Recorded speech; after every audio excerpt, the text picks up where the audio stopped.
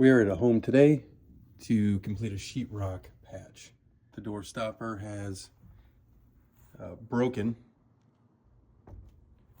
and it allows the doorknob just to smash right into the sheetrock there. So first step is going to be to replace the door stopper, just so this doesn't happen again. The door stop has now been replaced, and we don't have to worry about it letting the doorknob go through the sheetrock.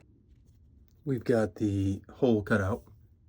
We were lucky that we have a couple studs right here, so we really only have to insert this piece right here.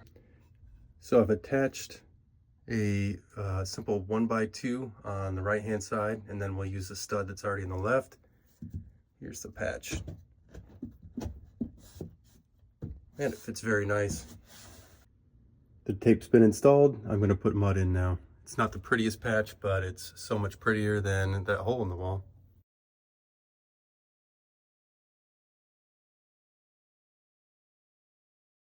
And here's the patch finished. There is no primer or paint on it yet. Once that's done, you won't even be able to tell where it was.